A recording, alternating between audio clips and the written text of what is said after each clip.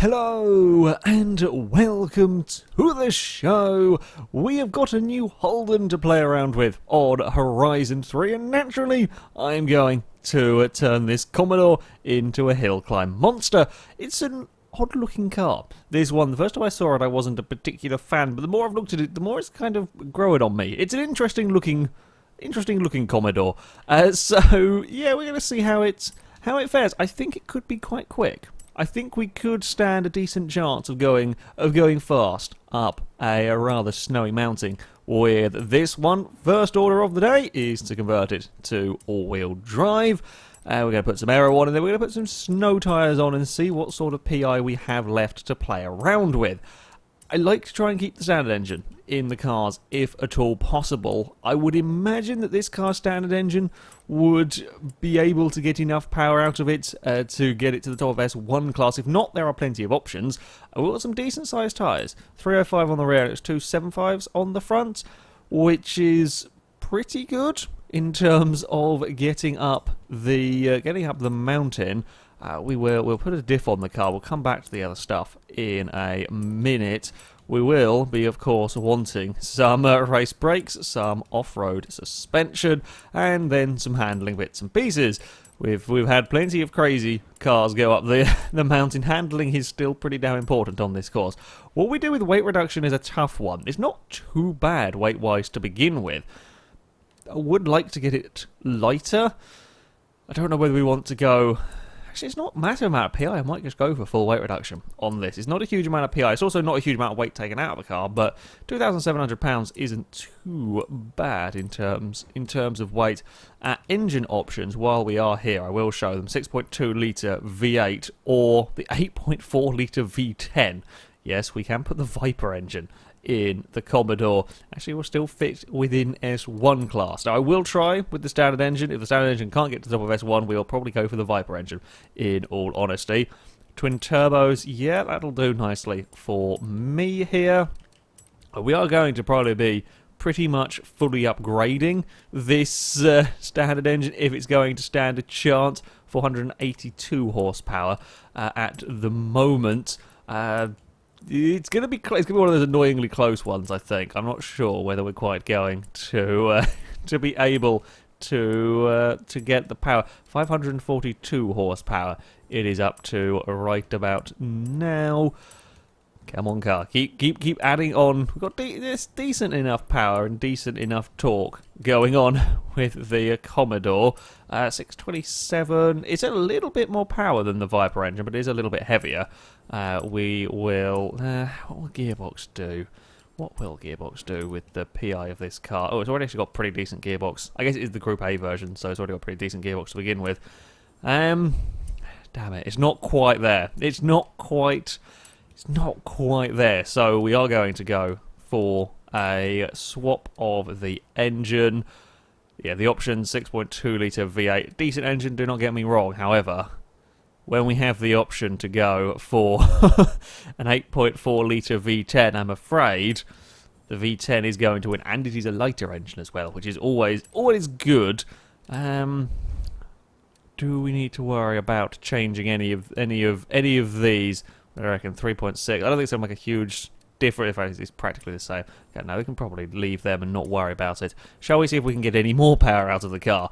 We might as well give it a try, really. Yes, we can. Fantastic. We'll go for exhaust. We will go intake manifold if we can, because this is, again, it's another thing that lightens the car as well. Perfect. We have got 666 horsepower. Yes, I like it. I like it a lot. We will then grab a flywheel, because apparently it's free. No PI needed in that, and then we will grab a driveline as well. Excellent. Shall we have a look, just in case? Oh, we can. We're under £2,600, and we can get that in as well. Might as well. If it's not costing me any PI, then we will go for it. Well, the Holden is ready to go. I think this might stand a chance of going quite quickly up the mountain. Decent power, decent tyres. So, yeah.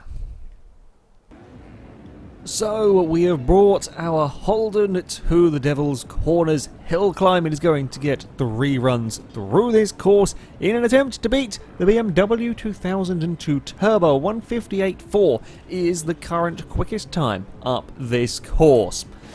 I don't know whether we're going to quite be able to challenge that car, but there are some interest. Sorry, I've been distracted. I do not care anymore about speed. I'm interested by the square dials we have. They're new. I can't say I've seen cars have them before. Anyway, yeah, that's very distracting. As far as speed goes, we're not, I doubt, going to have the brutal acceleration of the likes of the BMW. While we have got good power to weight ratio in this, the BMW had more horsepower and it was lighter. What I am hoping is we might have a little bit more control in the Holden. It does still feel quite understeery at the moment, which is less than ideal, but then everything has really around this course. Everything has felt very understeery. I'm trying to think of anything. Well, apart from the crazy out of control cars, it's yeah, most vehicles have been on the relatively understeery side here. How fast are we going? 120 miles an hour when we get on the brakes. I've got the line all completely wrong through there. This is a nice car to drive so far. I am liking it. Certainly the acceleration is not too shabby. It's 106 miles an hour across that jump, although we're not going to make that corner. Right, that was a bit of my bad. I was a little bit out of position from the jump and not quite slowed it down enough. I thought I could get away, be a little bit greedier. Oh, please turn.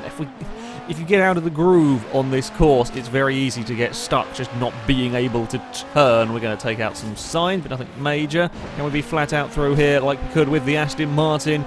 Yes, indeed we can. Yeah, it's much happier across there. Unlike some of the other cars we had, the Honda in particular. Oh, although we do end up awkward. Yeah, I'm not sure about the alternate line. You could avoid the ice on the inside. It works. But if you do that, you tend to be a little bit more out of shape because you've really got to try and get the car across for the next corner. So it's an interesting decision to try and make. However, I have just seen the time we have done, a 58.9 on our first run, and that included a couple of iffy corners. I think the BMW is going to be under quite considerable threat here. So it is on to our second run. If I can keep everything clean with this car, then there is, I reckon, potential, certainly, for a new leader. It's just got to be neat and tidy. We've got to make the most of this car's strengths, and I think that is going to be all cornering speed if we can get it stopped. If you get things wrong with this, it just seems to want to understeer for a mile. You've got to really make sure you get the front end turning. Once you've got that sorted, there's then plenty of speed to be had from the car. It's a little bit odd. This snowy hill climb is proving quite challenging for these vehicles, but there we go. Oh, that was quite brave.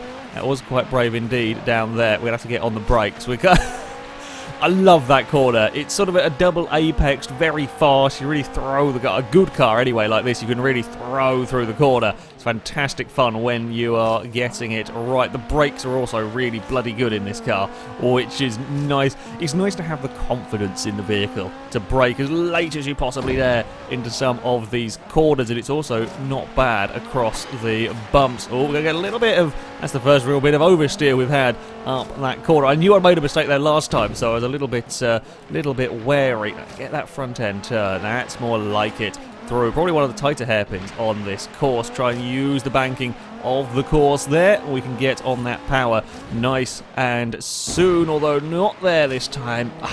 Damn it. We caught the air. The bump got airtime all in the wrong place. Oh, crap. Get it across the road. There we go. We will get it across and now turned in much better. Much better indeed. A lot of speed out of the Holden. Although really awkward on the landing there. All sorts of fighting. It's been quicker in places and then scruffier in others this time around. I'm not sure we're going to go massively faster. No, in fact, it was a couple of tenths slower for the Commodore that time out. 59.1. Yeah, just a little bit too scruffy in places and a bit out of shape. I'm really liking this car though. I am really liking this car. Well, as we head on to the final run, there is much potential, I think, for the Commodore. I just need to keep things clean, need to not make any silly mistakes, and that is easier said than done on a snowy technical hill climb course. Certainly as technical as you really get in Horizon 3. I don't think we're amazingly fast through the first section, but I do think this car brings it back with its handling, and it's got pretty good acceleration out of these corners while it hasn't got the power of the BMW. Because we have got the grip, we're not wasting as much time sliding around, it just puts its power down to the road very, very well indeed. As we head through the double apex corner here, we are better, we're neater this time around. Just a little bit of sliding off towards the rocks, but not terribly. That's always helpful. We haven't clipped those rocks yet, but I do think it's only a matter of time until something with, probably something crazy with a lack of grip, is just going to skid its way out into them. Again, it's lovely and smooth on the acceleration front as we jump through the checkpoint. A slightly different line through the air that time around has worked out quite nicely. And again, I feel like I have the confidence in this car to try these things because I believe in the brakes, I believe in the grip that we have, and we can get away with a little bit of a different line.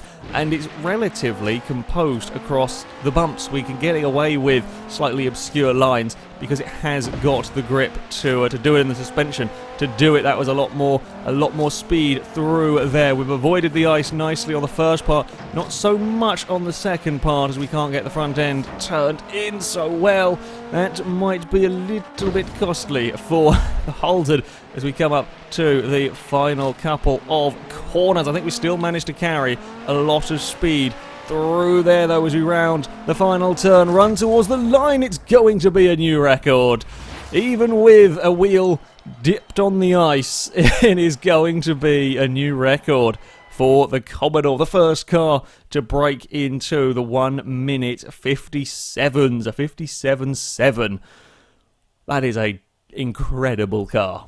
That is a really very, very good car, and it will go to the top of the table by some half a second. There's a pretty big sort of extension of the target. I've been saying, this series has been relatively close in terms of vehicles so far, but that has pushed the target that little bit further away from the 2002 Turbo, the Dodge Charger. The Delta S4 is still up in a joint fourth place now, with the Aston Martin Vantage V600.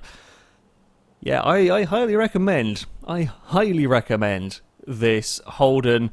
While the opening section, it hasn't quite got the same brutal speed as some of the cars we have seen. It just keeps making up time as we go through the course with some really rather excellent handling. Deals with the bumps incredibly, incredibly well, and there is still plenty of power, plenty of acceleration as well. It puts its power down better than a lot of cars I think that we've driven up here as well. You can make the most of the power, and I say it's not the most powerful. It's still got 600 plus horsepower, so it's still not bad at all.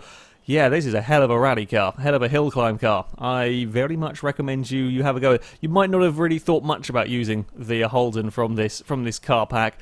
It might not be the most exciting car there is on offer, but yeah, go and give it a try. It is really rather nice vehicle to drive. That though is going to be it from me. Thank you very much for watching, and until next time, goodbye.